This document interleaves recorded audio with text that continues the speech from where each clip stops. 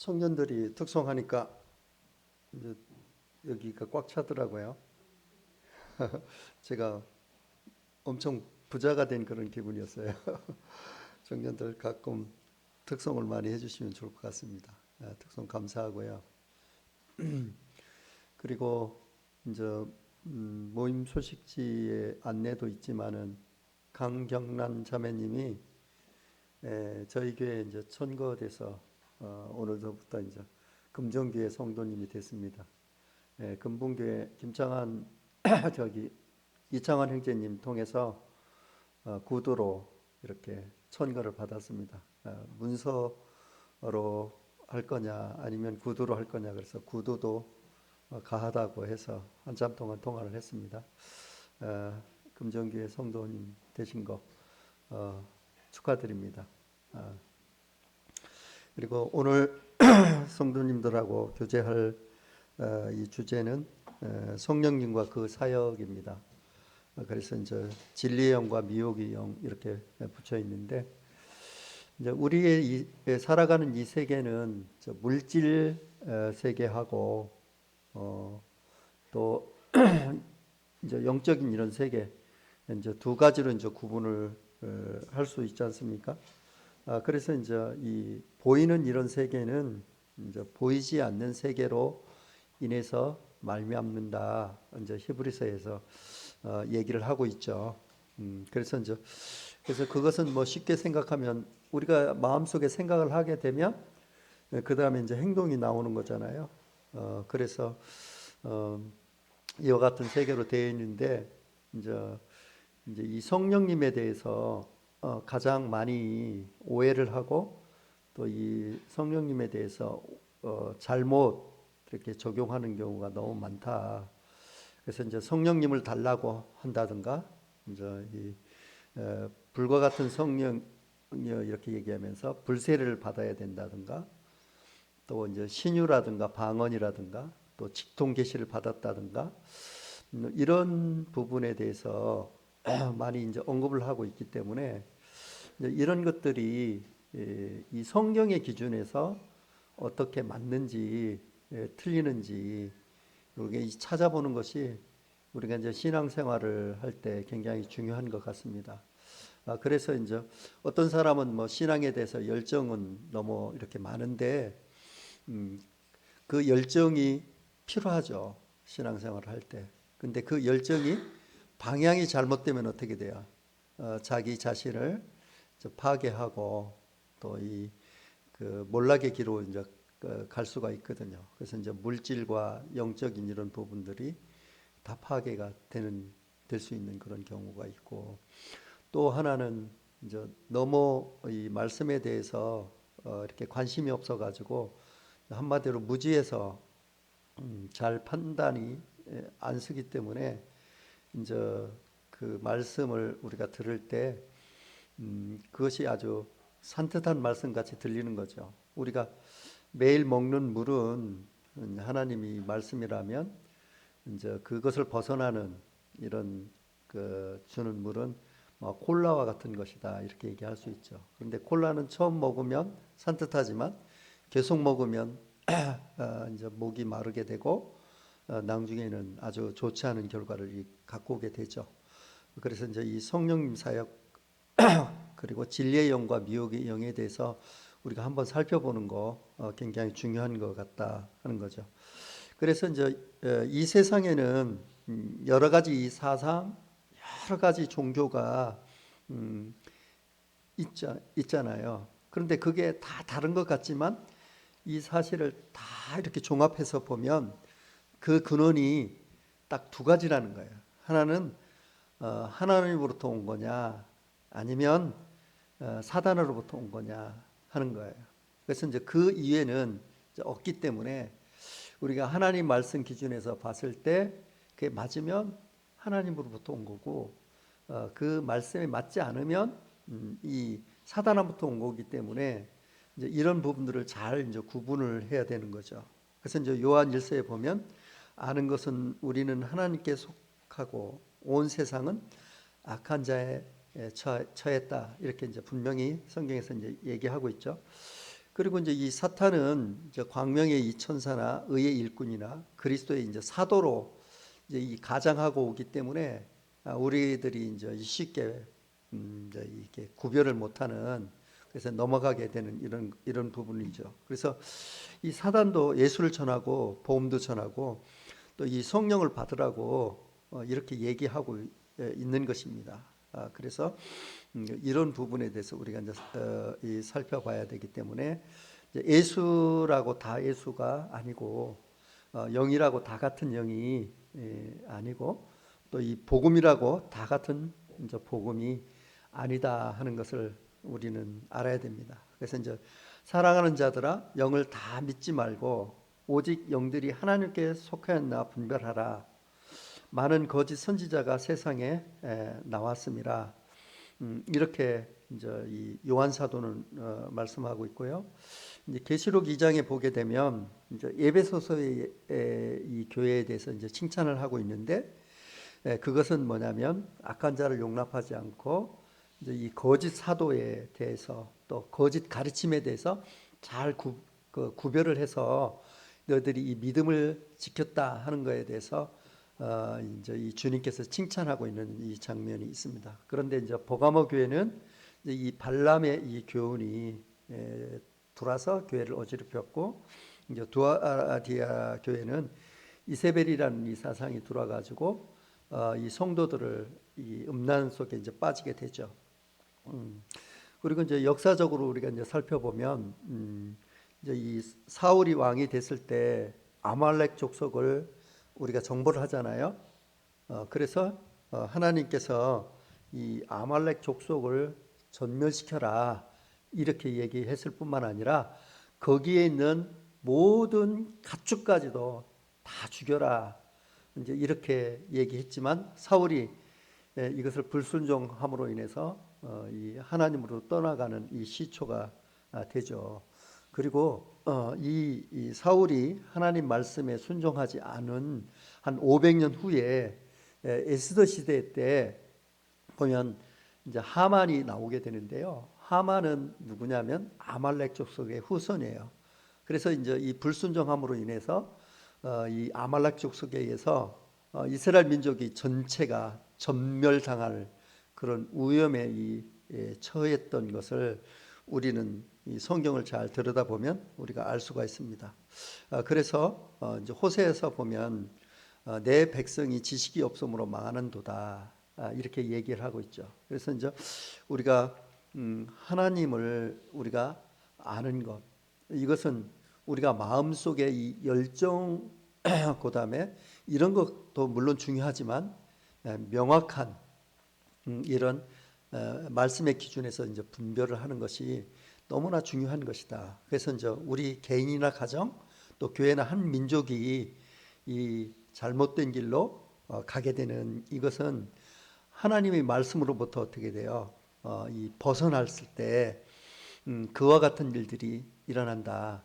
특별히 하나님을 믿는 사람들에게 이와 같은 역사에서 증거하고 있는 이런 증언에 이제 이 길을 기울여야 된다 하는 거죠. 그래서 이제 이 성경에서 증거하는 예수님, 또 이 성경이 증거하는 성령님, 그리고 또 성경이 증거하는 이제 복음을 우리가 이제 정확하게 알고 있어야 된다 하는 거죠.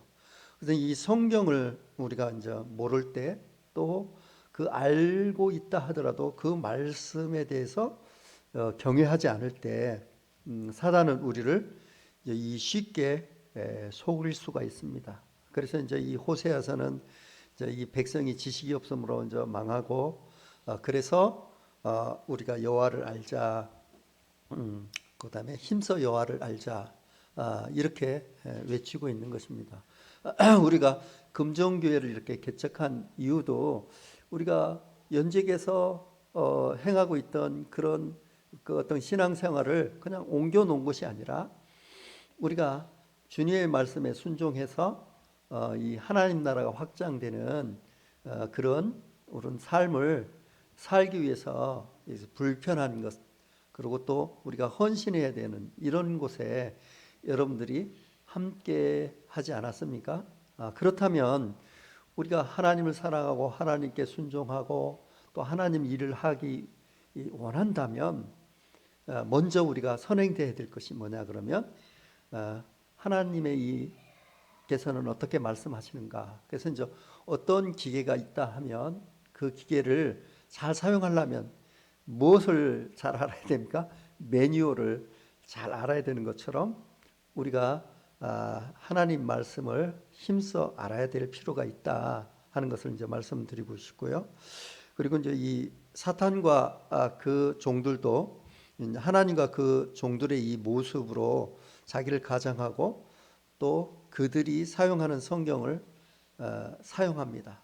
그러니까 북한 간첩이 이제 와가지고 한국군 군복을 입고 한국말을 하는 것처럼 이것이 만약 하나님이 없다라든가 성경이 거짓말이라든가 이러면 아무도 이제 믿지 않고 하나님 믿는 사람들은 넘어가지 않지만 똑같은 모습으로 오는 거예요. 그리고 똑같은 성경을 우리가 쓰는 거죠.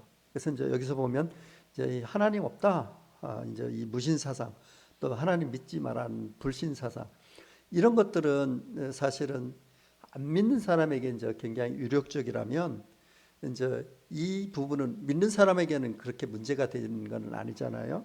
그렇지만 하나님의 존재를 이렇게 시인하는 이제 유신론 사상이라든가 성경이 하나님 말씀으로 시인하는 소위 이제 신앙 체계, 우리도 하나님 믿고 이게 똑같이 하는 이런 부분에 대해서 사실은 굉장히 우리가 구별하기가 힘들고 또 잘못하면 어떻게 돼요? 아까 같이 빠지기가 쉬운 이런 부분들이 있다 하는 것이죠.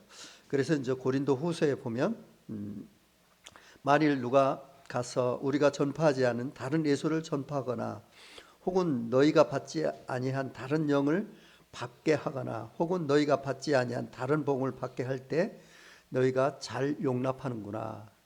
그래서 이제 이 고린도 교회에서 많이 은사가 활발하게 움직인 이런 교회지만 여기서 보면 이제 그 전파하지 않는 다른 영이 들어왔고 다른 복음을 이렇게 받아들임으로써 이제 교회가 문제되는 것도 우리가 볼 수가 있죠. 그리고 먼저 이 성령님과 관련된 신비적인 일들 있잖아요.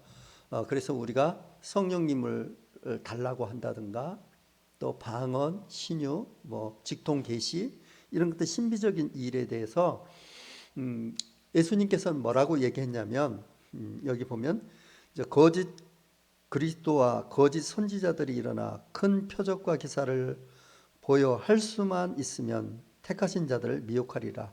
보라, 내가 너에게 미리 말하였노라. 그래서 이제 이 주님께서는 우리가 말세지말에 이와 같은 일들이 일어날 것이다. 그래서 보라, 내가 너에게 미리 말했어. 너 이거 조심해. 이렇게 우리에게 이제 경고하고 있는 것을 볼 수가 있죠. 그리고 또 신비스러운 일들이 다 하나님께서 오는 것이 아닌 것을 우리가 알 수가 있습니다. 그래서 이제 우리가 잘 알다시피 마태복음 그 7장에 보게 되면 그날에는 많은 사람들이 나더러 이르되 주여 주여 우리가 주의 이름으로 선지자 노릇하며 주의 이름으로 귀신을 쫓아내며 그래서 예수님의 이름으로 뭐냐면 선지자 노릇하고 예수님 이름으로 어떻게 귀신을 쫓아내며 주의 이름으로 어떻게 많은 권능을 행하지 않았습니까? 이렇게 얘기했을 때 종국에 가서는 어떻게 돼요? 내가 그들을 밝히 말하되 내가 너희를 도무지 알지 못하니 불법을 행하는 자들아 내게서 떠나가라 하리니. 그래서 이제 여기서 보면 이와 같은 신비적인 일들, 그래서 이제 우리가 이제 입신이라든가 신유라든가 방언이라든가 이 직통 계시 등이 어디에서 오는지 잘 분별해야 된다. 그래서 이제 성경의 기준에 맞춰서 온다면 그것은 하나님으로부터 온 것이지만 그렇지 않았을 때는 아까 두 가지 부류가 있다 했죠. 근원이 하나님이거나 사탄이거나. 그래서 이제 이와 같은 분별을 우리가 해야 될 필요가 있다 얘기하는 거죠. 근데 이제 그 다음에 이제 성령님이 갖고 있는 이 특성과 하시는 일에 대해서 이렇게 보게 되면 이 성령님께서는 거룩하신 영이에요. 그렇기 때문에 이제 이 야고보서 3장 14절에서 16절 보는 것 같이 뭐 마음에 독한 이 시기나 다툼, 자랑, 그리고 이제 이런 것들은 거짓말, 이런 것들은 뭐냐면 이 하나님으로부터 온 것이 아니다.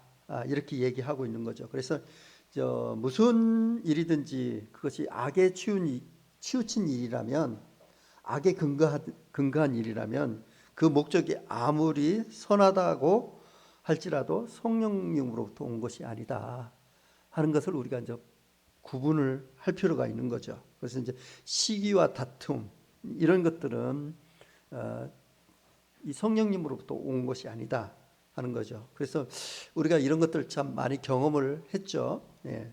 그리고 이제 성령님은 이제 보혜사입니다. 보혜사인데 이것은 뭐냐면 이제 보혜사는 돕고 우리를 보호해주고 도와주는 이런 분이다 하는 거죠. 그래서 이제 이 성령님의 이런 말씀을 이렇게 보게 되면 이제 그 위축되어 있는 사람을 일으켜 세우고 분열된 것을 하나 되게 하고 그래서 위로하고 이런 것들이 성령님이 하시는 일이라는 것을 우리가 분별했을 때 어떤 사람들이 개의를 얘기하고 성경의 이 말씀을 이렇게 거들먹거리면서 얘기한다 하더라도 이 어떤 것을 분열하게 하거나 넘어뜨리게 하거나 이와 같은 일이 발생한다면 이제 이 성경의 이 말씀을 가지고 얘기한다 하더라도 그것은 성령님으로부터 온 것입니까? 오지 않은 것입니까? 예, 오지 않은 것입니다. 그래서 이제 이 보혜사 성령이다 하는 거죠. 그리고 이 성령님께서는 이제 진리의 영이십니다. 진리의 영. 그래서 우리가 이 하나님 말씀과 이렇게 맞지 않는 이와 같은 일들을 행한다면 그것은 어디에서부터 온 거예요? 네, 성령으로부터 온 것이 아니다 하는 것을 우리가 알 수가 있죠. 그래서 이제 뭐 이 구분을 하는 방법이 이제 여러 가지가 있지만 또 이 말씀의 이 기준이 된다. 이 진리의 영이시기 때문에 그다음에 이제 이 성령님께서는 은혜의 성령님이십니다. 그래서 이제 히브리서에 보면 하물며 하나님의 아들을 짓밟고 자기를 거룩케 한 언약의 피를 부정한 것으로 여기고 은혜의 성령을 욕되게 하는 자가 당연히 받을 형벌이 얼마나 더 무섭겠느냐 너희는 생각해라. 그래서 이제 대부분의 이제 이단 뭐 여호와 증인이라든가 신천지 이런 것들이 보게 되면 이제 구원의 이 조건이 이제 율법이나 행위를 주장하는 것이죠. 그래서 이제 전체적으로 이렇게 쭉 봤을 때 뭐 14만 4천에 들어가야 된다는 동, 그래서 그 우리가 열심히 해야 된다는 동, 또 이와 같은 얘기를 한다면, 그래서 이제 구원의 이 조건이 이제 율법이나 행위 이런 것들을 주장한다면 그것은 어디에서부터 오는 거예요? 예, 성령이 아닌 사단으로부터 오는 것이다. 그래서 이제 은혜의 성령이다 하는 것이죠. 우리가 은혜로 구원받는다 하는 것을 명확히 얘기하고 있고요. 또 이 성령님께서는 그 자기를 높이는 것이 아니고 하나님과 그리스도를 높이고 그분에게 이제 영광을 돌리는 것입니다. 그래서 이제 성령 안에 있는 사람들은 이제 말씀이 이렇게 주어지게 되면 그 말씀에 기본적으로 어떻게 돼요? 예, 순종하게 되는 거죠. 그래서 우리가 뭐 여러 가지 그 뭐 신유라든가 방언이라든가 이런 걸 얘기하지만 이제 근본적으로 하나님을 높이지 않고 그 사람을 높이게 되면 이것은 이 성령으로부터 온 것이 아니다 하는 것을 아실 수 있고요.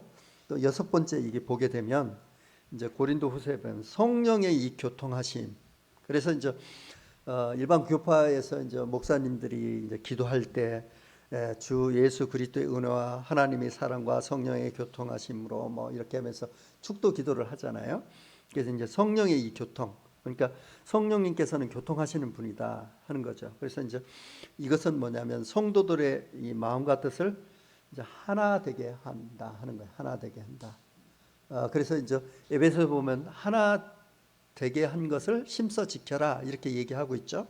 근데 이 성령님은 그래서 하나 되게 해요. 그래서 시기와 다툼을 어떤 거예요? 그것은 하나됨을 나누게 하는 그런 거잖아요. 그렇기 때문에 이것은 성령님으로부터 온 것이 아니다 하는 것을 알 수가 있고, 이 성령님께서는 양자의 영이다 하는 거예요. 그래서 이제 이 로마서에 보면 너희는 다시 무소하는 종의 영을 받지 아니하고 양자의 영을 받았으므로 우리가 예전에는 아바 아버지라고 했는데 이제 요새는 아빠 아버지, 그래서 이제 라고 얘기하고 있죠.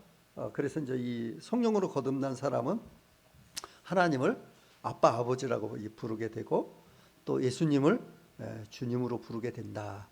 그래서 이제 이 성령님에 대한 이런 성격과 하시는 일에 대해서 이렇게 쭉 살펴봤습니다.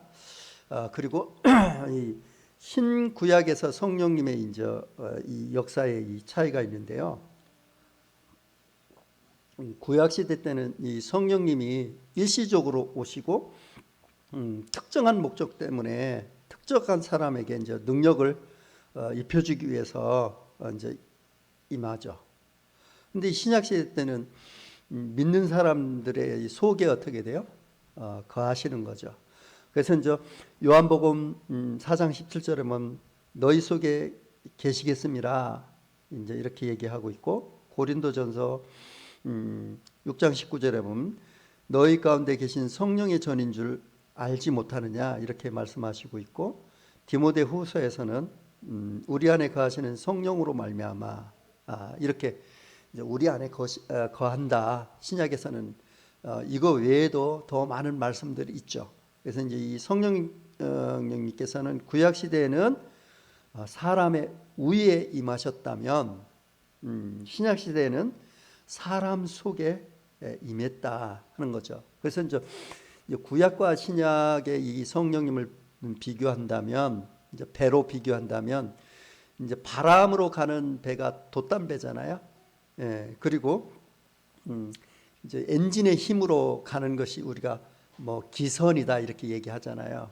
그래서 이제 구약의 이 성령님과 신약의 이 성령님의 차이를 이제 이 돛담배와 기선으로 우리가 이제 이렇게 비유할 수 있는데, 우리는 우리 안에 누가 계시죠? 예, 성령님이 계십니다. 그런데요, 우리는 참 놀라운 사실이 있는데, 우리 안에 성령님이 계시는데 그 성령님은 어떤 분이세요? 하나님이시잖아요. 예, 그것을 사용하지 않아요. 예, 그래서 어떤 사람이 3억짜리 그 페레리 막 너무 좋은 차가 있는데 집에 모셔두고 타지 않는 거하고 똑같아요. 예, 막 창고에 놓아가지고 먼지가 뽀얗게 앉는 거예요. 그래서 이거 좋은 차인데 이렇게 얘기하면서 사용하지 않는 거예요. 그래서 이제 우리 성도들이 이 삶 속에서 그 놀라운 사실이 이제 두 가지가 있는데, 하나는 성령님이 성령 하나님이 내 마음속에 거주한다는 것이고, 또 하나는 그 성도들이 성령 하나님이 거주하는 그 성령 하나님을 사용하지 않는다는 거예요. 그래서 우리가 이런 부분에 참으로 놀라운 일이다 하는 거예요. 그래서 우리는 이 성령님을 우리가 의지하고 사용해야 될까요? 안 사용해야 될까요? 예, 사용해야 됩니다. 그래서 이제 여기서 이제 사용한다 이 말은 뭐 신유나 그런 것이 아니고 성경에서 얘기하는 쪽으로 오게 되는 거죠. 그래서 우리가 성령님의 역사가 없다면 우리는 하나님을 참되게 알 수도 없고, 또 하나님의 하신 큰 일도 우리가 이해할 수가 없습니다. 그래서 이제 이 저번 시간에 우리가 이제 성막에 대해서 얘기하면서 떡상과 금 촛대, 금 등대, 그다음에 이제 향단을 얘기했잖아요. 그래서 이 떡상은 무엇을 의미한다고 했습니까? 예, 하나님의 말씀. 그리고 금 등대는 촛불로서 어떻게 돼요? 성령님이 비춰줌으로 인해서 그 말씀을 우리가 알 수 있는 거죠. 그리고 이 향단은 뭐냐 그러면 향을 피워놓는 거잖아요. 언제? 불이 켜져 있을 때 이 향단을 통해서 켜져 있는 거잖아요. 이것은 뭐라고 했습니까? 기도라고 얘기했잖아요. 저번 시간에. 그래서 우리가 이 성경을 읽을 때 비밀의 이 책이기 때문에 기도를 통해서 이 성령님의 이 도움을 받고 하나님의 말씀을 우리가 읽었을 때 이제 깨달아지는 거죠. 성령 하나님, 성령님, 저는 무지하고 잘 깨닫지 못하기 때문에 하나님 말씀을 읽을 때 깨닫게 해주세요 하고 이렇게 이제 읽을 필요가 있는 것이죠. 그래서 이제 이 신구약에서 성령님의 차에 우리가 볼 수가 있고요. 그리고 이 성령님은 언제 오시냐면 예수님이 십자가의 영광을 받은 후에 이제 오신다 하는 거야. 그 전에 오시는 게 아니고 영광을 받은 후에 오신다. 그리고 그 성령님은 우리 속에 어떻게 돼요? 이미 안에 계신다 하는 거죠. 그래서 이제 오순절 이후로는 성경에서 성령님을 달라고 기도한 흔적이나 또는 기도하라는 교훈이 준 곳이 있다 없다? 한 곳도 없다 하는 거예요. 그래서 이제 우리가 성령을 주십시오, 성령을 주십시오 이렇게 얘기하는 기도는 성경의 이 말씀에 맞습니까? 안 맞습니까? 이것은 잘 모르거나 불신에서 나오는 것이다 하는 거죠. 그것은 내가 성령님을 주십시오라고 이 기도하는 것은 마치 어떤 거냐 그러면 거듭난 그리스도인은 모든 죄에서 다 용서받았잖아요. 그런데 거듭난 그리스도인이 저의 죄를 용서해 주세요. 저의 죄를 용서해 주세요. 물론 그 모든 죄 이 부분에 대해서 용서를 해줬지만 우리가 살아가면서 하나님의 이 관계를 개선하기 위해서 회개하는 그 용서는 해야 되겠죠. 그런 용서가 아니고 이 거듭남에 대한 용서를 얘기했을 때 여기서 이제 죄를 용서해 달라고 한다면 그것은 맞지 않는 거잖아요. 그리고 거듭난 사람이 저 영생 달라고 이 기도한다면 그거는 맞지 않는 거잖아요. 그와 마찬가지로 이 구원받은 성도가 성령을 달라고 기도하는 것은 정말 맞지 않는 것이다. 그렇잖아요. 그래서 우리는 성령에 가서 어떻게 기도해야 되냐? 성령 충만하게 해달라. 이것은 우리가 기도할 수 있는 부분이잖아요. 그래서 이제 거듭난 그리스도인이 이제는 성령 달라고 기도할 것이 아니라 이미 주신 성령님에 대해서 어떻게 돼? 감사하고 그리고 그 성령님을 통해서 나를 도와달라고 이렇게 성령 충만을 위해서 기도하는 것이 맞다. 그래서 이제 어떤 우리가 성령을 달라 불과 같은 성령이여 우리가 불세라 받는다 이런 기도는 이제 성경의 이 말씀 기준에서 봤을 때 어긋난 것이다. 그렇게 얘기하는 것은 이 성령으로부터 오지 않은 것이라면 그것은 성령 아니면 어디죠? 사탄으로부터 온 것이다 하는 것이죠. 그래서 이제 그 부분에 대해서 우리가 좀 아실 필요가 있고요. 또 이 성도는 약속의 성령으로 인치심을 받았다 하는 거죠. 그래서 이제 우리가 성령님은 우리를 인치시는 분이 아니에요. 그래서 조금 헷갈리죠. 그래서 여기 보면 그가 또한 우리에게 인치시고 이렇게 나오잖아요. 그가 누구냐 그러면 하나님이에요. 인치시는 분은 누구예요? 하나님. 이제 보증으로 우리 마음에 성령을 주셨느니라 이렇게 얘기했을 때 성령님은 우리를 인치시는 분이 아니고 우리가 그리스도의 소유가 되었음을 표시하는 인 자체다 하는 거예요. 그래서 이제 여기서 이제 보면 이 성령으로 거듭나는 것과 인치심을 받는 것은 조금 차이가 있다, 다른 것이 있다 하는 거예요. 그래서 이제 이것을 조금 더 얘기하면 성령으로 거듭나는 것하고 성령으로 인치심 받는 것의 이 차이는 이 거듭난 자는 그리스도의 보배로운 피로 산바되어 이제 그리스도의 이제 뭐가 됐어요? 소유가 되었잖아요. 그렇기 때문에 하나님께서 그 속에 내주하시도록 누구를 주시는 거예요? 성령을 주심으로 그를 인치시는 거예요. 이것을 좀 더 설명해 보면 농부가 이제 양을 사기 위해서 시장에 가서 양 몇 마리를 샀어요.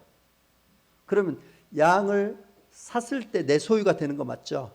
그러니까 내가 사온 양하고 또 옆집 양하고 어떻게 돼요? 이렇게 시간이 지나면 이것이 서로 이렇게 섞일 수가 있단 말이에요. 그러니까 어떻게 거기에 내가 내 도장을 확 찍는 거야. 그러니까 여기서 봤을 때 내 양이 되는 것은 돈을 지불했을 때가 내 양이 되는 거고, 그리고 인치는 건 어떻게 돼? 내 도장 찍을 때 내 거다라고 이렇게 표시하는 거잖아요.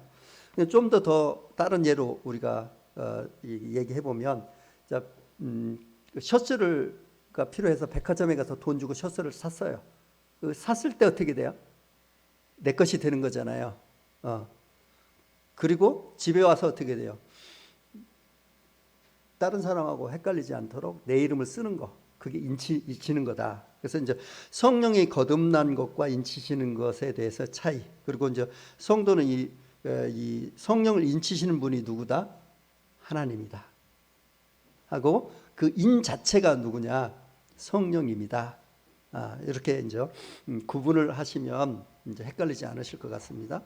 인치심 받은 근거는 뭐냐면 주님의 보혈이에요. 그래서 우리가 양을 사왔기 때문에 우리가 도장을 찍는 거잖아요. 셔츠를 백화점에서 사왔기 때문에 내 이름을 쓰는 거잖아요. 그래서 인치심 받는 그 근거는 이제 이 주님의 보혈을 통해서 우리 죄를 다 사하고 이제 이 예수님 이 소유가 됐을 때, 그러니까 소유가 됐다는 것은 하나님의 아버지로 이렇게 부를 때 이렇게 되는 것이고, 이 성령님의 이 구원은 이 영원한 것이다 하는 거죠. 그래서 이제 이게 바뀌지 않는 이런 부분이다 하는 거죠. 우리가 한번 아버지 아들로 태어나면 잘못했다 하더라도 어떻게 돼요? 그 관계를 끊을 수 없는 것처럼, 그래서 이제 이 성령님의 이 구원에 대해서 어떻게 돼요? 보증하시고 계시는 것이다 하는 거예요. 그래서 이제 여기서 이제 이 보증에 대한 이런 말을 좀 많이 줄였는데요. 예수님이 이제 돌아가셨을 때 예수님이 3일 만에 부활한다고 했잖아요. 그래서 이 바리새인들과 이 서기관들이 빌라도를 찾아가서 이 예수가 3일 만에 부활한다고 했는데 나중에 제자들이 가져가지고 이 시체를 없이 하고 부활했다 하면 이 그 사회 혼란이 너무 심할 겁니다. 그러니까 이것을 좀 지켜주세요 하니까 빌라도가 뭐라고 얘기했습니까? 너희들이 군대 아니냐, 그래서 너희들이 가서 힘껏 지켜라 이렇게 얘기하니까 그 유대인들이 어떻게 됐어요? 봉인했잖아요. 봉인 그잖아요. 무덤 앞에 봉인하고 누구를 두었어요? 파수꾼을 두었잖아요. 그래서 여기 이제 이 봉인은 뭐냐 그러면 예수님이에요. 예수님. 그리고 파수꾼은 누구냐면 하나님이에요. 그래서 하나님이 어떻게 돼요? 의인을 욥기에 보면 어떻게 돼? 눈동자 같이 지킨다. 이렇게 얘기하고 있죠. 또 시편에서도 마찬가지 말씀을 하고 계시는 것입니다. 그래서 이제 이 구원의 이 보증은 인이 뭐예요? 성령님. 그리고 그 지키신 파수꾼이 누구예요? 하나님. 그렇기 때문에 영원 불변이다 하는 것을 우리가 얘기할 수 있고요. 그러면 성령님 언제 받냐? 그럴 때 이것은 뭐냐면 내가 예수 그리스도의 이 죄사함에 대해서 내가 믿고 그분을 나의 주인으로 받아들일 때, 그때 어떻게 돼요? 이 성령님이 들어오시는 거예요. 그래서 여기 에베소서 1장 13절에 보면 그 안에서 너희도 진리의 말씀 곧 너희의 구원의 복음을 듣고 그 안에서 또한 믿어 약속의 성령으로 인치심을 받았으니, 그러니까 우리가 이 스위치를 딱 올리잖아요. 올리면 어떻게 됩니까? 불이 딱 오죠. 그러니까 이 구원을 받는 순간 어떻게 돼요? 성령님이 내 안에 내주하는 거예요. 언제까지? 영원히. 언제? 내 몸이 구속받을 때까지, 영원한 영화로운 몸이 될 때까지 이렇게 되는 거예요. 그래서 이제 이렇게 여러분들이 정리하시면 되고, 이제 이 성령님께서 이제 오순절에 이제 임하신 이유는 이제 약속에 의해서 이루어진 것이다. 그냥 뭐 누가 기도하고 막 그걸 바래서 이렇게 이루어진 게 아니다 하는 것을 저번 시간에 또 말씀을 드렸죠. 그래서 이제 여기 보면 사도행전 1장이나 또 이제 요엘서에 보게 되면 잘 언급되어 있다 하는 거죠. 그리고 이제 이 오순절 이 강림 사건은 뭐냐 그러면 반복될 수가 없다는 거예요. 그러니까 한 번 딱 일어나는 것이지 우리가 구원도 한 번 받는 거잖아요. 그와 마찬가지로 반복될 수 없는 거예요. 그래서 이제 오순절 성령님을 달라든가 뭐 이렇게 얘기하는 것은 이 성경적으로 맞지가 않다. 그리고 이제 이 성령님께서 이 내려오신 목적은 뭐냐면 그리스도의 몸인 교회를 탄생하는 데 목적이 있는 거예요. 교회를 시작하기 위해서 성령님이 오시는 그 목적이 거기에 있는 거예요. 그래서 그 하나님께서는 어떻게 돼요? 교회에 또는 어떻게 돼? 그 구원받은 사람에게 어떻게 돼요? 인치시고 어떻게 돼요? 함께 하는 거죠. 그래서 그 방언이나 신유 이런 기적을 행하는데 이제 필요하지 않은 거야. 이제 신유나 이 방언이나 이 기적 이런 것들은 뭐냐면 성령님이 오신 증거로서 그때 일시적으로 우리가 나타나기 위한 것이죠. 그러니까 성령님이 오신 거 잘 모르잖아요. 그러니까 그것에 대한 그 표로 나타난 거지 그것을 하기 위해서 된 것이 아니다 하는 것을 우리가 알 수 있어요. 그래서 이제 고린도전서 12장 13절에 보면 우리가 유대인이나 헬라인이나 종이나 자유자나 다 한 성령으로 침례를 받아 한 몸이 되었고 또한 다 한 성령을 마시게 하였느니라. 그래서 이제 여기서 보면 교회가 탄생하게 하는 것이고 그리고 구원받은 성도들이 어떻게 돼요? 하나로 이렇게 묶게 하는 이런 것이 이제 주 목적이지 다른 것들은 뭐냐면 그의 표로서 준 것이다. 성령이. 그래서 이제 이와 같은 것들을 우리가 이제 볼 수가 있고요. 방언에 대해서 이렇게 보면 이 말세의 사단에 의해서 기적이 많이 나타난다 하는 것을 이야기하고 있어요. 예수님도 그렇게 마태복음 24장에 말씀하셨잖아요. 그리고 요한 사도도 이렇게 얘기했습니다. 사랑하는 자들아 영을 다 믿지 말고 오직 영들이 하나님께 속했나 분별하라. 많은 거짓 선지자가 세상에 나왔음이라 이렇게 얘기하고 있죠. 그래서 이제 우리가 보면 사도 바울만큼 방언이나 신유 능력을 행했던 사도 바울도 그러면 이게 이제 방언이나 신유 이런 부분에 대해서 많이 행했기 때문에 이것이 진짜 유익하고 긍정적인 거라면 이 부분에 대해서 어떻게 돼요? 우리가 할 것을 촉구했을 거 아닙니까? 그런데 반대로 이와 같은 것들에 대해서 경계하고 있는 거예요. 자, 이 데살로니가 후서 2장 9절을 한번 읽어보도록 하겠습니다. 시작.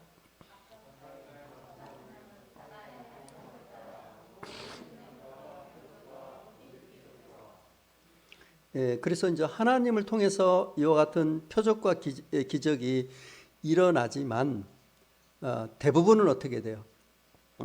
성령님이 아닌 다른 부분에서 일어난다 하는 거죠. 그리고 놀라운 것은 이 방언이 기독교에서만 일어나는 것이 아니다 하는 거야. 그래서 이 방언은 하나님을 전혀 알지 못하는 세계에서도 과거나 현재 지금도 일어나고 있는 거야. 회개도나 다른 이방 종교에서도 이 방언이 있다 하는 거죠. 그래서 이 방언은 하나님 이 기독교에서만 이루어지는 그런 전형물이 아니다 하는 거야. 그렇기 때문에 성경 기준에 맞지 않는 방언의 이 근원은 하나님이 아니고 어떻게 돼? 사람이거나 사단일 수밖에 없다 하는 것을 우리가 이제 이것을 아셔야 됩니다. 그리고 이 성경에서는 이 방언의 가치를 어떻게 평가하냐면 아주 적게 평가하고 있습니다. 그래서 이제 이 신약 복음서에서 보면 성령이 충만했던 사람은 뭐 요셉과 마리아, 이제 이 천사가 와가지고 예수님을 잉태하는 그 마리아, 요셉, 그다음에 사가라, 엘리사벳, 세례 요한을 이 부모, 또 이제 평생 어떻게 돼요? 이 주님을 기다렸던 안나, 시몬 같은 이런 부분들이 이 성령이 충만한 가운데 있었지만 방언했다는 기사가 없습니다. 그리고 오순절 여기 시작되는 것이 사도행전 2장에서부터 시작되잖아요. 그리고 사도행전 19장에서 고린도 전서가 이제 쓰여집니다. 이때까지만 이 방언에 대해서 언급을 하고 있어요. 그래서 이제 그 이후에 대해서는 그 방언에 대한 교훈이나 이런 언급이 없다 하는 거예요. 그래서 이 기간을 생각해 보면 얼마냐면 25년에서 27년 정도 된다 하는 거죠. 그리고 예루살렘 이 교회가 기둥같이 여겼던 이 사람들이 누구죠? 베드로, 요한, 야고보, 유다, 이들이 오순절날 다락방에서 모여서 기도했던 사람이죠. 그리고 이들이 서신서를 몇 개 기록했냐면 7개를 기록했습니다. 근데 이들이 기록한 이 서신서에는 방언에 대한 말이 한마디도 나오지 않는다 하는 것을 우리가 이제 알 수가 있고요. 이 사도 바울은 이제 신약 성경을 반이나 넘게 이제 기록했고 14개의 이제 서신서를 기록했는데 그 중에서 오직 한 서신만 방언에 대해서 얘기하고 있다 하는 것이고요. 그리고 그 방언을 언급한 서신서에도 그 방언을 사모하거나 장려하는 것이 아니라 방언의 이제 오용, 잘못 사용 그것에 대해서 시정하고 있는 것에 대해서 얘기하고 있어요. 그리고 이제 이 은사에 대해서 이렇게 쭉 기록하고 있는 성경을 보게 되면 로마서 12장에 이제 은사에 대해서 나오고요. 에베소서 4장에서도 은사에 대해서 열거하고요. 베드로전서 4장에서도 은사에 대해서 이렇게 열거하고 나열하고 있지만 이 곳에서는 방언에 대한 은사를 얘기하지 않고 있습니다. 그래서 여기서 보면은 이 사도 바울은 더 큰 은사와 이 사랑을 사모하라 이렇게 얘기하고 있죠. 그래서 여기서 보면 고린도전서 12장 31절에 보면 너희는 더욱 큰 은사를 사모하라. 내가 또한 가장 좋은 길을 너희에게 보이리라. 이렇게 얘기하면서 은사에 대해서 쭉 얘기하면서 고린도전서 13장은 무슨 장이죠? 예, 사랑장이죠. 그래서 이 방언이 여기서 보면 신앙심이 더 좋은 사람에게 이 주어지는 것이라 이 생각하나 사실은 어떻게 돼요? 그 반대이다. 반대. 그래서 왜냐하면 방언을 말한 고린도 교회는 신약 교회 중에서 어떻게 돼요? 가장 육적이고 가장 미숙한 이 교회였기 때문에 그렇습니다. 그래서 이제 이런 것들 추구하는 사람들 보면 영적으로 성장할 수가 없죠. 하나님 말씀을 바르게 보지 못하기 때문에. 근데 교회적으로 봐도 보면 고린도 교회가 영적으로 제일 미숙했다 하는 것을 볼 수가 있어요.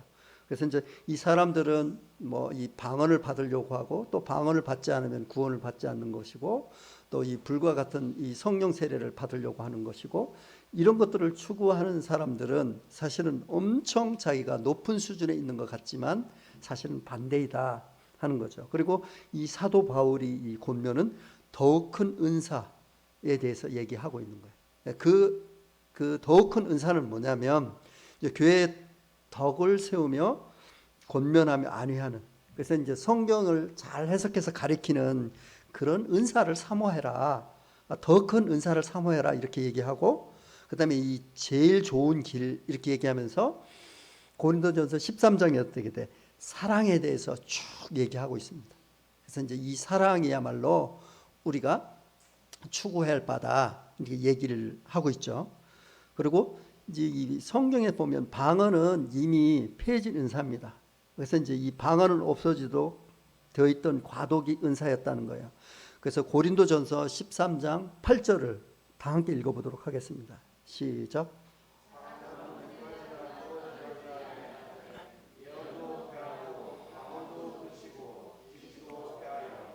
예, 사랑은 언제까지 지속되지만 여기서 예언, 방언 이런 것들이 어떻게 돼요? 폐허지리라 이렇게 얘기하고 있잖아요. 그래서 이제 이 명확하게 얘기하고 있고 그리고 이제 이 방언에 대해서 부분적인 것, 곧 불완전한 통화 수단이었다 이렇게 얘기하고 있죠. 그래서 이제 9절, 10절을 우리가 같이 한번 읽어보도록 하겠습니다. 시작.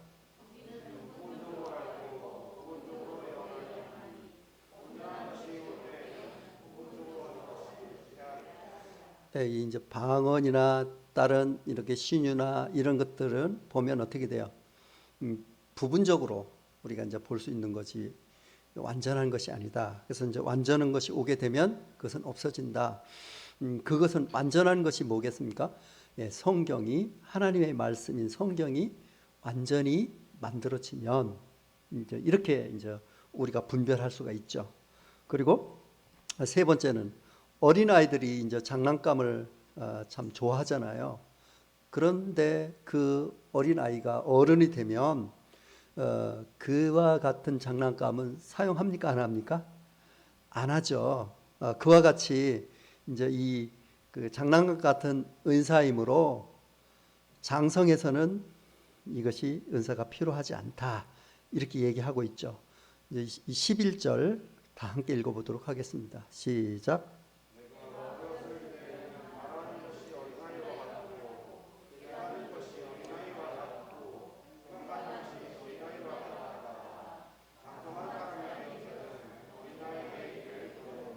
네, 그래서 이 방언을 구하는 것은 영적인 것을 구하는 것이 아니라 육적인 것을 구하는 것이다 하는 것을 우리가 알 수 있고요. 네 번째, 거울을 보는 것 같이 희미한 것으로 매우 답답하다. 그래서 이제 여기서 보면 이 방언 이렇게 되면은 이제 잘 듣지도 못하는 이런 말로 하기 때문에 깝깝해진다. 이제 이와 같은 얘기를 하고 있고요. 그래서 이제 이 방언은 이미 폐해진 것이다. 이렇게 얘기할 수가 있죠. 그래서 이제 언제 성경이 완성되면, 그런데 그 방언이 완전히 없어졌느냐 이렇게 얘기는 할 수는 없습니다.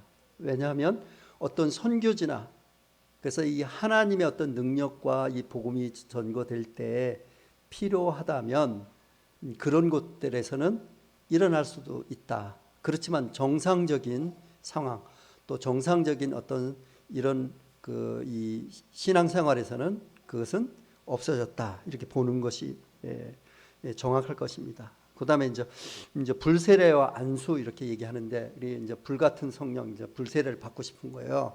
이제 이렇게 얘기하는데 그러면 성경에서 얘기하는 불세례가 뭔지 또 안수에 대해서 우리가 한번 살펴보도록 하겠습니다.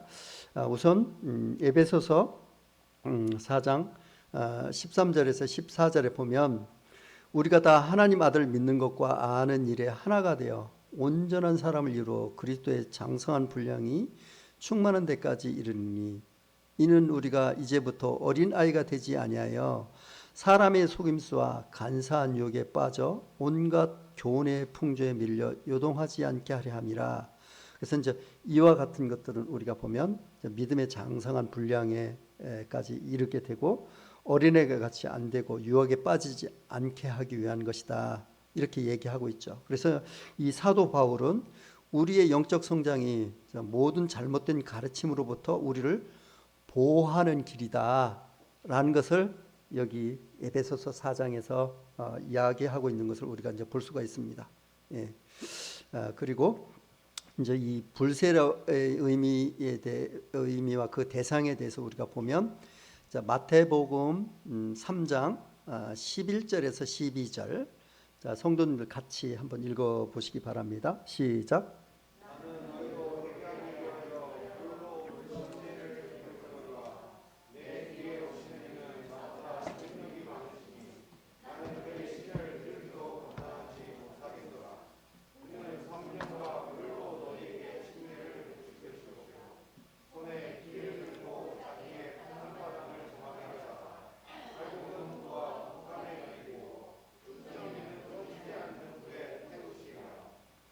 그래서 오늘날 많은 사람들이 성령과 불로 세례를 주실 것이요라는 이 말씀을 가지고 이 성령 세례를 불세례로 또한 불세례를 성령 세례로 이렇게 착각하고 있습니다.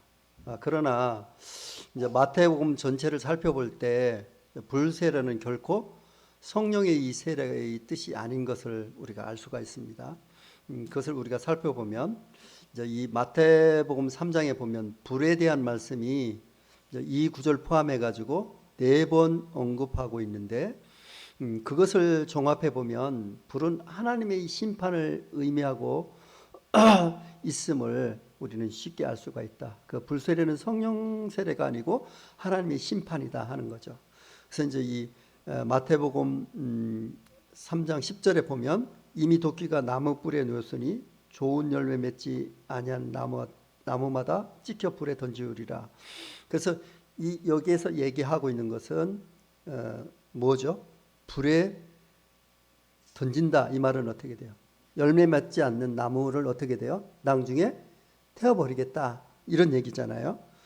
그리고 이제 쭉정이는 꺼지지 않는 불에 때우리라. 그래서 이제 우리가 알곡과 쭉정이 이렇게 얘기했을 때 쭉정이는 어디에서? 나중에 심판에서 불을 태우는 거잖아요. 그리고 이 마태복음 7장 19절에 보면 아름다운 열매를 맺지 아니한 나무마다 찍혀 불에 던지우니라 이렇게 얘기하고 있고, 그리고 이제 마태복음 25장에 보면 저주를 받은 자들아 나를 떠나 마귀와 그 사자들을 위한 예비된 영원한 불에 들어가리라.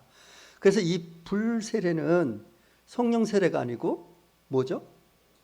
하나님의 심판이라는 것을 우리가 여기 보면 정확하게 나오게 되는 거죠. 이와 같은 것이다 하는 거죠. 그래서 이상 인용한 말씀을 미뤄볼 때 불로 세례를 주실 것이라는 이 말씀은 이제 하나님의 이 심판을 의미하는 것을 확실히 알 수가 있습니다. 그래서 이제 여기서 보면 왜냐하면 이제 그리스도나 세례 요한이 이 말씀을 이렇게 전했을 때 그 듣는 사람들 중에서 뭐냐 그러면 독사의 이 자식이라고 부를 수밖에 없는 악한 사람들이 어떻게 돼요? 많이 있었기 때문입니다. 그래서 여기서 보면 이제 오직 무서운 마음으로 심판을 기다리는 것과 대적하는 자들을 태울 맹렬한 불만 있으리라. 그래서 여기서 보면 여기에서도 이제 심판에 대해서 얘기하고 있는 거잖아요. 그래서 이제 이 세례 요한과 예수님이 복음을 전할 때 그 대상 중에는 이 독사의 자식이라는 그 악한 사람들이 이제 포함되어 있기 때문에 이 불 세례는 이 심판을 얘기하는 것이다 하는 거예요. 그래서 이제 여기 보면 이제 집에 가서 한번 읽어보시면 좋을 것 같아요. 마태복음과 누가복음 3장에서는 이 성령과 불 세례를 동시에 이제 말씀하시고 계시는데요. 이제 이 마가복음 1장에서는 이 성령 세례만 얘기하고 있어요. 왜냐하면 마태복음 1장 8절에는 이제 죄를 자백한 사람들만 있고 독사의 자식이 없다는 것을 우리가 알 수가 있습니다. 그래서 나는 너에게 물로 침례를 베풀거니와 그는 너에게 성령으로 침례를 베풀이라. 그래서 여기서 불 세례가 있습니까? 없잖아요. 그래서 여기서 보면 이제 이 8장에서 이 보면 이 성령의 침례, 성령의 이제 세례만 얘기하는데 거기 올라가 보면 이제 5절에 보면 어떻게 기록되어 있냐면 그 듣는 대상자가 유대 지방과 예루살렘이 다 나가 자기 죄를 자복하고 요단강에서 그에게 침례를 받더라. 그래서 여기 보면 어떤 사람이에요? 다 죄를 자복한 사람이잖아요. 그 사람에게는 불 세례가 필요하겠습니까? 필요하지 않겠습니까? 필요 없는 거죠. 그러니까 여기에서는 이제 이 성령의 이 세례, 성령의 이 침례만 필요한 것입니다. 그래서 우리는 이제 불 세례를 성령 세례로 이 착각하는 거 이거 굉장히 위험한 것이다 하는 거죠. 그리고 또한 또 그와 같은 가르침에 이제 미혹돼서는 우리가 안 된다. 뭐 그런 사람이 없겠지만 그런 얘기를 한다는 것은 성경적인 기준에서 이제 잘못된 것이다 하는 거예요. 그리고 이제 안수의 예와 이제 성령 강림의 이런 관계를 우리가 알아야 되는데 이 성령 강림에 관한 것은 사도행전에 보게 되면 네 가지 케이스가 나와요. 뭐냐면 사도행전 2장에서 보면 유대인들이 회개하고 예수 그리스도의 이름으로 세례를 받음으로 제사함을 받았을 때 성령이 임하는 거예요.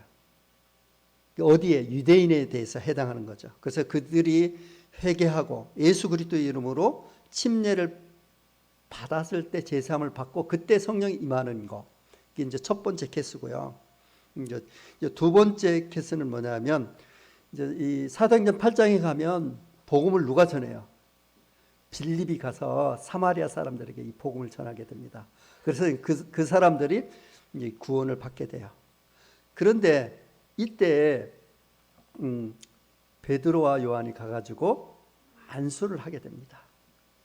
이게 성령이 그때 그들이 사마리아인들이 믿었지만 아직까지 성령이 안 왔어요. 근데 예루살렘 교회에 누가? 베드로가 가서 그들에게 안수했을 때 성령이 임하는 거예요. 왜 그렇게 했을까요? 만약 사마리아인들이 빌립이 듣는 복음을 듣고 그들이 구원받았다. 그러면 예루살렘 교회에서 사마리아인들을 니네들 같은 우리 성도야 이렇게 받아줄 수 있을까요? 없을까요? 네, 받아줄 수 없습니다. 절대로 받아줄 수 없습니다. 그러니까 구원은 이렇게 받았지만 누가? 이 수장적인 베드로가 가서 안수했을 때 그들에게 성령을 임함으로 어떻게 돼요? 하나로, 이 하나의 이 교회로 이 세계적인 교회에서 하나의 이 됨을 위해서 그렇게 했기 때문에 안수했을 때 성령이 임하게 됩니다. 그리고 이제 사도행전 10장에 보면 이제 이 고넬료하고 베드로의 얘기가 나오잖아요. 그 베드로가 이제 이 하늘에서 먹지 못할 이런 물건이 나왔을 때 그와 같은 얘기를 하면서 나중에는 베드로가 순종하게 되고 또 고넬료는 베드로를 모셔오라고 해가지고 그들이 뭐냐 그러면 회개하고 구원을 받았을 때 어떻게 돼요? 성령이 임하는 것이 나타나요. 그래서 이제 지금 우리가 이방인들이 우리가 구원 받는 것도 뭐냐면 그게 표본이 되는 거예요. 그러니까 누가 세례 안수해서 되는 것이 아니라 우리가 예수 그리스도의 이 십자가의 사역과 예수님을 나의 주로 받아들였을 때 성령이 임하게 되는 것을 10장에서 얘기하고 있죠. 그다음에 이제 이 사도행전 19장에 보면 세례 요한의 이 제자들이 니네들이 이제 성령에 대해 얘기하니까 뭐라 해요? 내가 듣지도 못했다 이렇게 얘기하죠. 그래서 사도 바울이 안수했을 때 성령이 임하는 거죠. 이들도 마찬가지입니다. 사마리아인과 마찬가지로 그렇게 그 안수해서 그들이 성령이 임했을 때 그들이 하나의 이 공동체로 들어올 수 있는 그와 같은 일인 거예요. 그래서 이와 같이 이제 그 안수애와 이제 성령 관계는 이 네 가지로 이렇게 이루어져 있는데 이제 제일 처음에 유대인이 이제 왜 그렇게 됐느냐 하는 거, 그 다음에 또 사마리안 세례 요한의 제자들 이런 것들은 하나의 공동체가 되기 위해서 이제 그런 것이고 고넬료가 받는 이 안수와 성령 이 관계에서 우리가 구원받는 즉시 성령이 임한다. 그래서 그것이 우리가 이제 표본이다 하는 거죠. 그래서 이제 오늘날 다른 사람에게 성령을 주겠다고 뭐 안수를 하거나 이렇게 얘기하는 것은 정말 어떻게 돼요? 우리들이 성경의 기준에 보게 되면 이 개국 콘서트 하는 거죠. 근데 사람들이 그런 거에 넘어간다는 거예요. 그래서 이제 믿는 것과 성령 받는 것이 어떻게 서로 다른 것이 아니다 하는 거예요. 아까 전기 스위치를 올렸을 때 어떻게 돼요? 불이 들어오는 거고 똑같다 하는 거죠.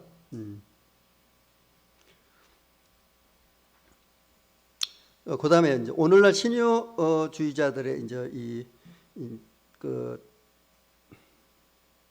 이제 좀 잘못된 부당성에 대해서 우리가 좀 살펴보도록 하겠습니다. 자, 사도행전 5장 15절에서 16절 다 함께 같이 읽어보도록 하겠습니다. 시작.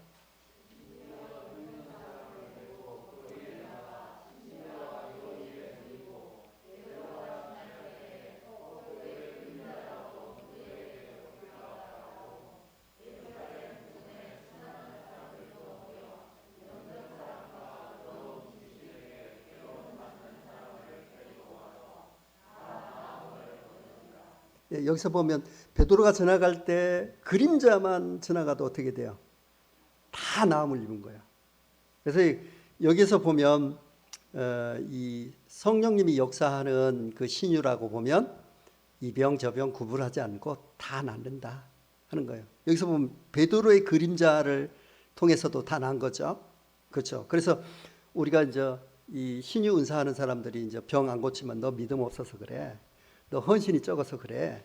이렇게 변명을 하는데 그것은 맞지가 않다 하는 거예요. 그래서 이제 오늘날 이 신유가 하나님으로부터 오느냐 안 오느냐 그 기준, 이것은 하나님으로부터 온다면 모든 병 다 낫는다 하는 거고, 두 번째는 보면 마태복음 보면 이제 너희가 이제 이 병을 다 고쳤을 때 너희가 거저 줬으니 거저 받았으니 거저 주라 얘기하고 있잖아요. 근데 신유 은사하는 사람들이 돈을 받는다든가 이런 건 가짜라는 거예요. 예, 하나님께서 이렇게 명했잖아요. 병들을 고치며 죽은 자를 살리며 나병을 깨끗하며 귀신을 쫓아내되 너희가 거저 받았으니 거저 주라. 그래서 이제 돈을 받지 않는다는 거. 그리고 이 주님이나 이 사도들이 이 병을 고칠 때 단번에 고쳤어요? 아니면 오랜 기간에 걸쳐서 고쳤어요? 단번에 완치된다는 거예요. 완치. 그래서 이제 이 성령님으로부터 능력을 받아서 우리가 병을 고칠 때 이 기준점을 우리가 정리해 보면 모든 병 다 고친다. 그리고 병을 고치되 완치시킨다. 그리고 돈을 받지 않는다. 이와 같은 기준에서 보면 이게 맞다 하면 신유의 은사인 거죠. 그래서 지금 이 신유의 은사도 없다 이렇게 얘기는 할 수는 없지만 아주 오지라든가 이렇게 선교지에서는 그런 일이 벌어질 수도 있다고 저는 생각을 해요. 그렇지만 지금은 멈춰 있는 은사다. 이렇게 얘기할 수 있고요. 그리고 여기 기적과 표적을 능력이 하나님만 하시는 것이 아니라 누가 할 수도 있다? 사탄도 할 수 있다 하는 거예요. 그래서 이제 이 예수님과 논쟁했을 때 귀신 쫓아내는 것에 대해서 바알세불을 얘기하잖아요.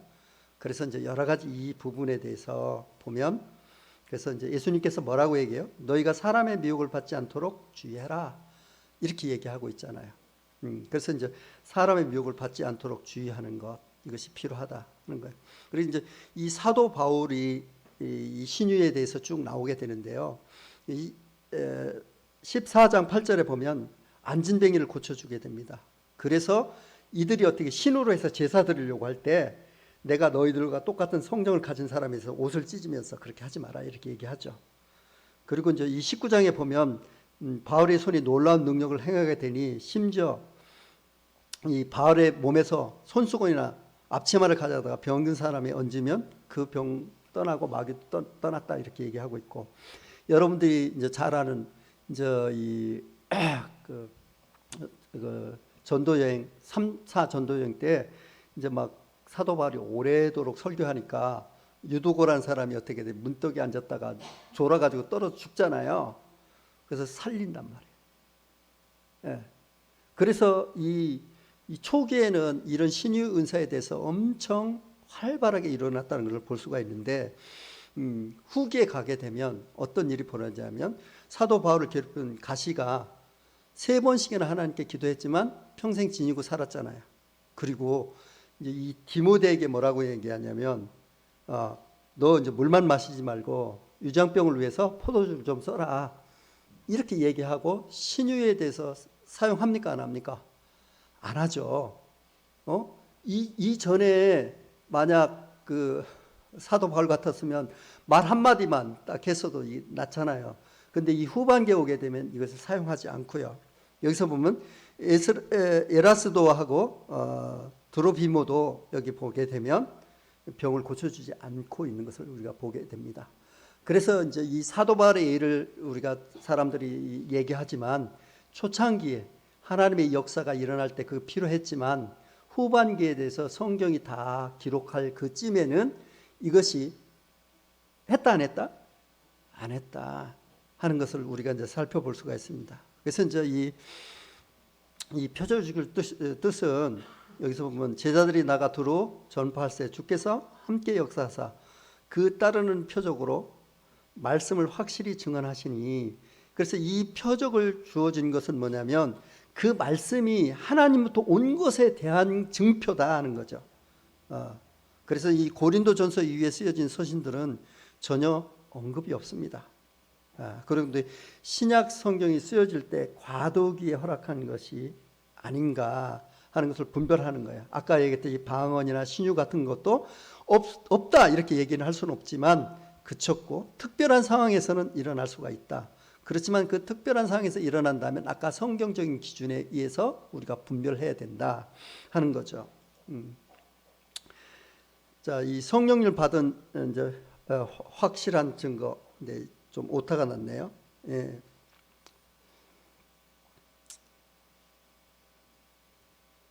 한번 읽어볼까요?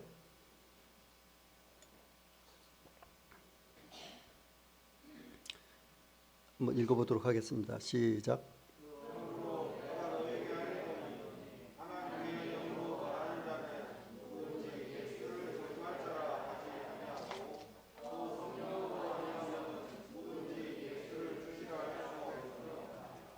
예, 여기서 보면 성령이 아니하고는 누구든지 예수를 주라 할 수 없느니라.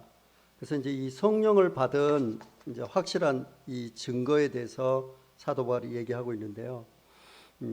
우리가 이 이제 미숙한 어린이들이 모르는 게 있습니다. 그것은 자기가 모른다는 것을 모르고 못한다는 것을 모르는 것입니다. 그것이 이제 이 미숙의 매우 중요한 특징인데요. 예전에 보면 이 만화 영화가 아톰이나 마징가 제트가 이게 나오게 되면 다음 날 꼭 골목에서 보자기를 메고 이제 날아다니는 아이가 생긴답니다. 그래서 나는 아톰이다, 나는 마징게다 이렇게 하고 뛰어다니죠. 그때 아이들이 참 위험하다고 그럽니다. 그래서 이제 이 아이들이 자기가 이 보자기를 두르면 진짜 나는 걸로 이렇게 생각하는 거죠. 그래서 이제 사고 나고 심지어 이제 죽기까지도 한다. 이거는 실제로 있었던 일인데 이제 3살짜리 어린아이가 이제 보자기에 이제 그 목에 보자기를 묶고 3층 베란다에서 뛰어내렸대요. 그런데 어른 같으면 뭐 죽었을 건데 나무에 걸려서 아무 다치지도 않고 기절만 했대요.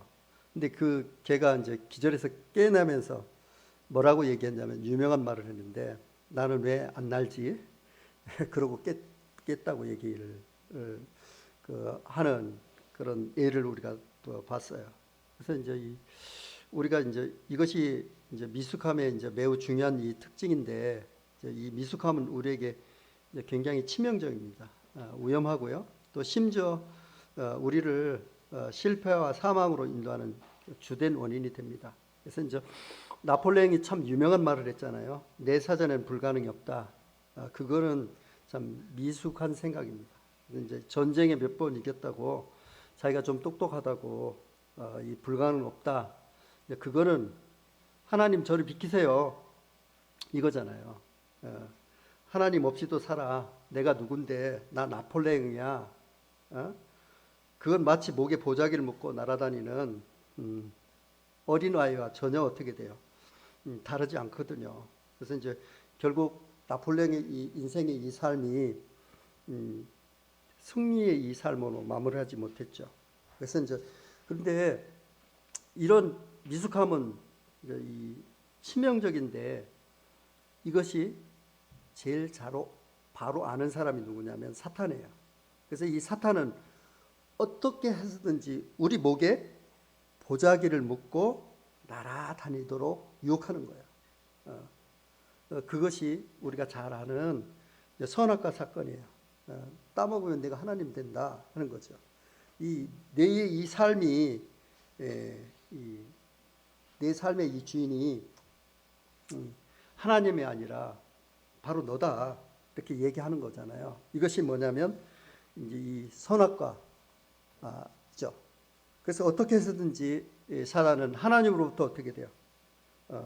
떨어뜨리고 하나님의 이 보호로부터 어떻게 돼요? 멀어지게 해서 쓸데없는 어리석은 미숙한 자신감을 갖고 자기 혼자 비행하다가 이 추락하게 하는 이런 전법이 사탄의 전형적인 이 수법인 거죠. 내 이 삶이 주인이 나 자신이다. 그래서 이제 이 운명아 비켜라. 나는 간다 이런 거잖아요. 그래서 사실 내가 전지전능하다면 하나님을 안 믿어도 되잖아요. 그렇지만 우리는 무지하잖아요.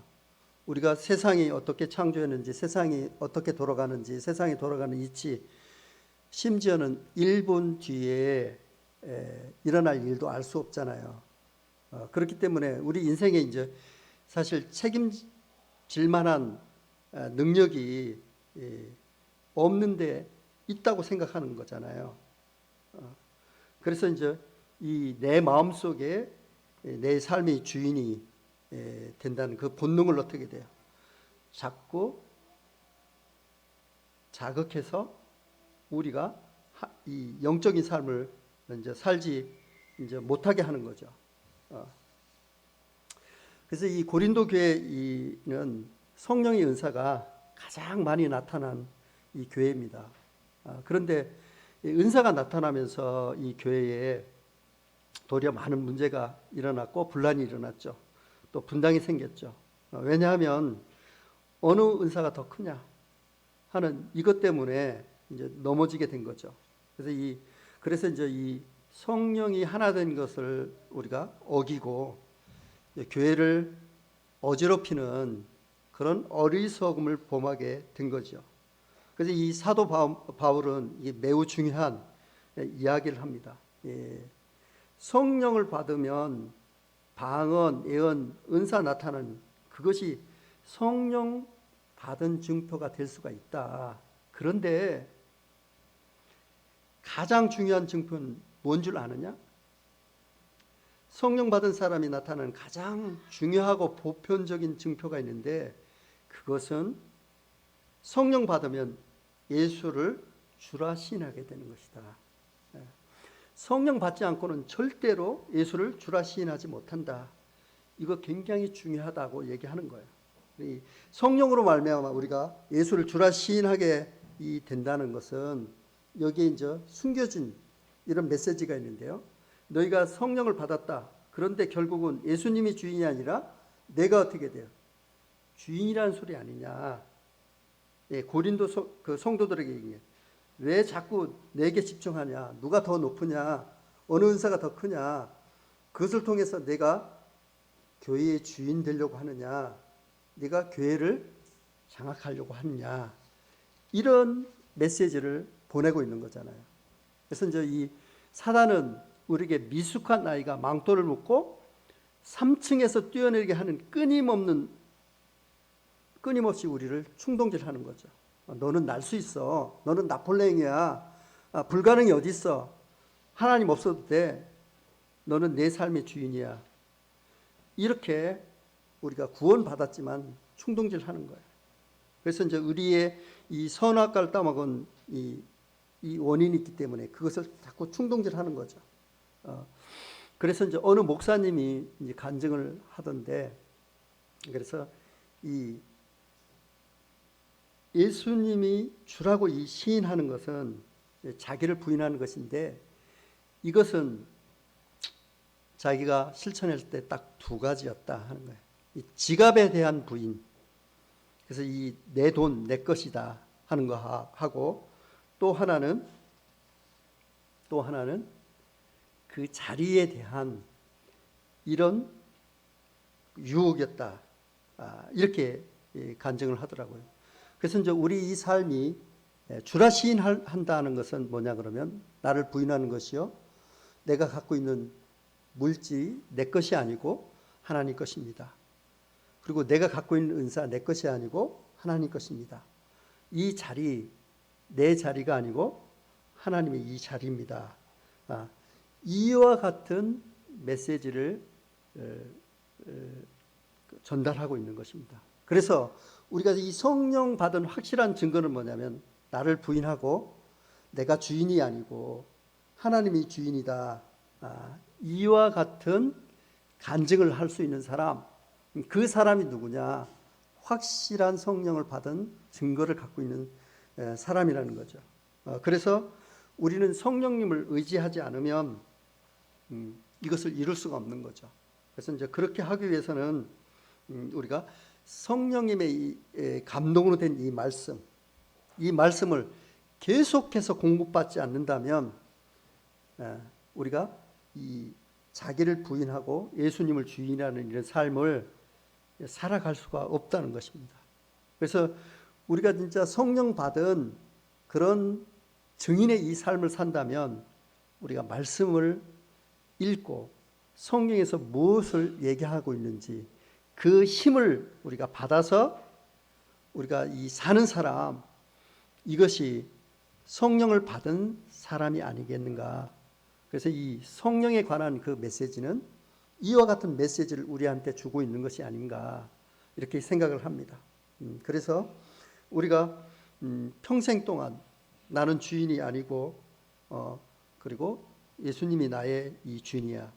그리고 이 내 돈, 내가 내 돈이 내 것이 아니고 내 자리가 내 자리가 아니고 하나님 거야 하는 이와 같은 싸움을 우리가 평생 동안 살아가면서 이 땅에 살지만 하늘나라의 이 삶을 살아가는 검정교회 성도님들이 되었으면 좋겠습니다. 기도하겠습니다. 하나님 아버지, 성령으로 말미암고는 예수를 주라 시인할 수 없느니라. 고린도 교회는 성령의 역사가 많이 나타난 교회였습니다. 근데 성령을 받았는데, 각양 좋은 은사를 받았는데 예수를 주라 시인하는 것을 잃어버리고 자기가 주인인 것처럼, 자기가 제일인 것처럼 삶으로 참 교회가 분쟁이 일어났던 것들을 우리는 기억하게 됩니다. 주님, 우리는 사탄에게 선악과 유혹에 넘어가지 않도록 주님께서 도와주시고, 성령의 이 가장 중요한 증표는 방언이 아닙니다. 또 예언이 아닙니다. 신유가 아닙니다. 예수가 주인인 것을 고백하고 신앙 이 삶 속에서 성령을 받은 가장 중요한 이 증표는 예수님을 주인이라고 시인하면서 살아가는 이와 같은 삶인 것을 기억할 수 있도록 주님께서 도와주시옵소서. 참 이 성령님의 이 증표는 예수님이 내 삶의 주인입니다라는 신앙 고백을 절대로 놓치지 않고 실족하지 않고 승리하는 삶을 살아갈 수 있도록 축복하여 주시옵소서. 예수 그리스도의 이름으로 기도드리옵나이다. 아멘.